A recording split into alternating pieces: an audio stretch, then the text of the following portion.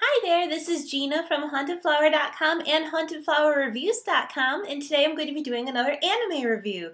This one is for Azumanga Daioh.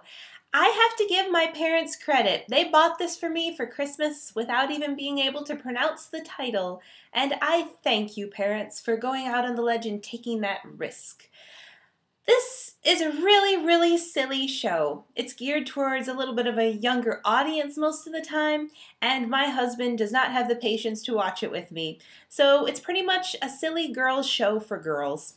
This story is about 6 girls going through high school together, and unlike School Rumble, where the entire story was basically about romance and who was going to be with who and who likes who and round it goes, boys don't even factor in here. In fact, they very rarely get to speak except for a teacher who's kind of a pedophile.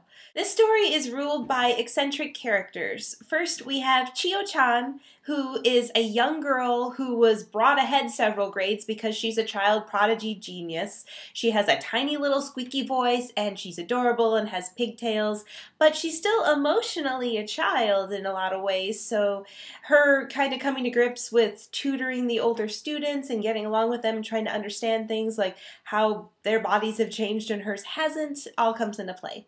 My other favorite character is Miss Sakaki. She's really tall, she's really cool, she's smart, she's really a good athlete, and everyone's kind of like, wow, she's so cool, she's so unapproachable, oh my gosh. But her secret is that she really loves animals, but animals don't love her so much. Every single day after school, she tries to go up to this cat and pet it, and it bites her. And it's really sad. So for me, I really enjoy her storyline because I am a cat lover, and I too, if I had chosen a different career path, would have wanted to be a veterinarian. Then there's a transfer student named Miss Osaka. She is really ditzy and out of it, just kind of zoning all the time. Everything comes a little slower to her, and she comes up with the most amazing one-liners to say.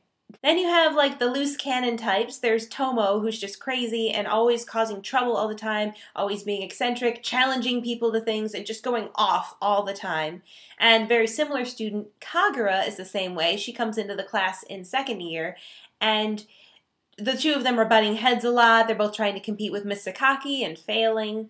And last there is Yomi, who is the sensible one of the group. She's been in school with Tomo longer than she can remember, so the two of them are fighting all the time.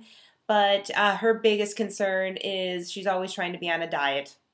Based on this description, it really doesn't sound that interesting, but it's really just the comedy of the characters interacting, their situations, getting ready for exams, going to the beach, goofing off all the time, their field games and things, Culture Fest. I enjoy it a lot, but you have to have some patience for it. You have to not mind a lot of high-pitched voices talking to each other all the time, repeating the same jokes, just being silly, and be willing to work with them in the dream sequences when there is a cat that's supposed to be someone's father and a penguin that is a housekeeper. And you have to just be ready for all that. Here is the set.